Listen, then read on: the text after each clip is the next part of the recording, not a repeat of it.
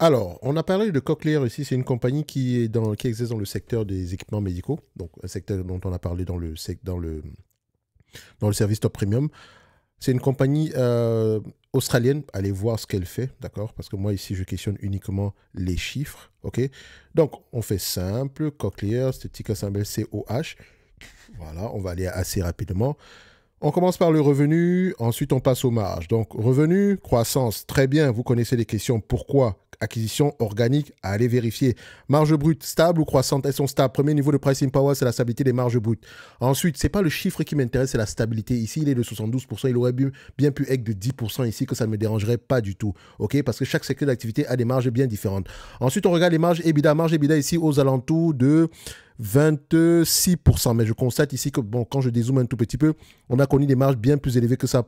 Enfin, pas dans le passé. Attention, sur une période bien déterminée, entre 2007 et 2012, par là, on avait du 29 à 30%. Donc, j'essaie également de voir, est-ce que ce n'est pas une entreprise qui fait des acquisitions? C'est la raison pour laquelle je demandais ici, la croissance dépend de quoi? Acquisition, organique. Donc, ici, si j'ai des marges EBITDA moins élevées que ce qu'on a connu par le passé, même si ça date de plus de 10 ans, il faut toujours aller vérifier pourquoi. OK? Donc, on essaiera de prendre une période. Par exemple, 2011, on était à peu près à en 2011, on avait 33%. En 2012, on se retrouve à 28%. On va questionner les rapports financiers de 2012, ainsi que ceux entre 2011 et 2014. On va questionner les rapports financiers, histoire de voir pourquoi est-ce que l'EBITDA a diminué. Peut-être qu'on a investi massivement ici en termes de marketing. Je n'en sais rien. À aller vérifier. Mais ça ne me dérange pas ce que je vois présentement. Donc, ça soulève juste des questions. Ensuite, on regarde ici les net income, free cash flow. Est-ce que les deux vont dans le même sens? Oui, net income et free cash flow dans le même sens. Parce que si vous recherchez les dividendes, on paye les dividendes avec les free cash flow. OK? Donc, nombre d'actions, est-ce que le nombre d'actions augmente ou diminue? C'est plutôt une entreprise qui augmente son nombre d'actions. On n'aime pas trop ça. OK? Donc, toujours aller vérifier pourquoi est-ce qu'on a augmenté le nombre d'actions sur les dernières années. Donc, ça peut être une fusion, ce genre de choses. Donc, je vois également ici que le nombre d'actions augmente, le volume de revenus augmente également. Donc, ça peut être une fusion ici.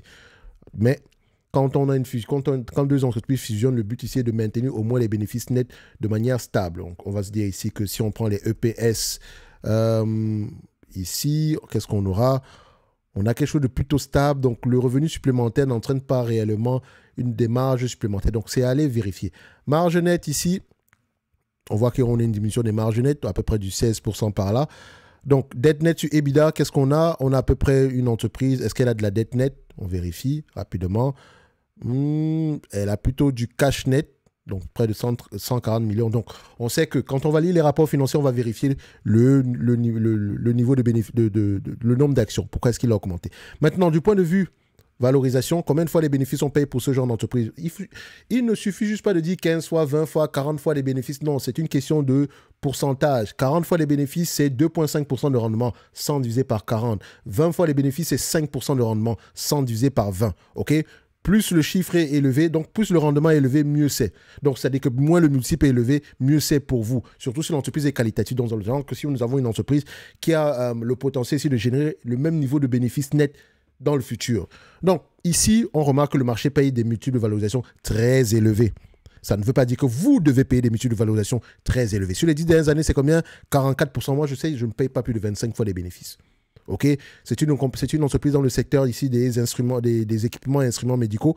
J'aime bien ce secteur d'activité de manière générale. Et donc, on pourrait mériter en phase de croissance, donc au moins une croissance à double chiffre en termes de revenus. OK? Donc, ou bien à un chiffre supérieur à 7%, on pourrait mériter au moins aux alentours de 25 fois les bénéfices. Mais il faut toujours aller regarder la taille du marché. On ne peut pas tirer des conclusions sur la croissance à venir sans regarder la taille du marché. Donc, je prendrai 25 fois les bénéfices, c'est le grand max. Maintenant, si je vais sur Coifin, 25 fois les bénéfices pour ce genre d'entreprise, est-ce que c'est une entreprise prévisible? Oui, disons 70% du temps ici, les analystes font de bonnes prévisions. Je regarde également ici, la dernière fois qu'ils se sont trompés, c'était quand? Analyse scorecard, voilà, une période de 2 ans. C'était pendant la pandémie. Bon, ça, c'est un peu normal. C'est pour ça que c'est toujours bien de regarder la période.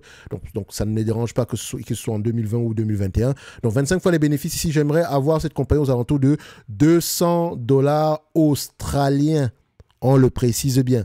200 dollars australiens. Elle n'a pas de dette nette, elle a du cash net. Donc, 200 dollars australiens plus le cash net présentement. Nous avons à peu près 4 dollars, donc 204 dollars australiens, on va le dire comme ça. Est-ce que c'est une entreprise qui mérite d'avoir une place dans notre watchlist? Bien sûr que oui. Et donc, c'est ce qu'on va faire. On la rajoute dans la watchlist. On met 204 dollars australiens. Je vais juste actualiser ici.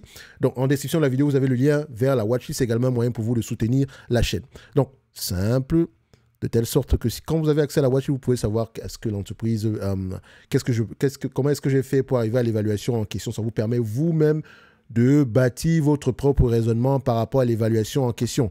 Donc, on vient là, on met 2,04. Attention, 2,04. Boum, voilà. Et on met la date d'aujourd'hui. Un like, un abonnement, un commentaire, ça fait toujours plaisir. Donc, ça nous suffit 5 minutes, maximum 6 minutes pour parler d'une entreprise. Merci, au revoir.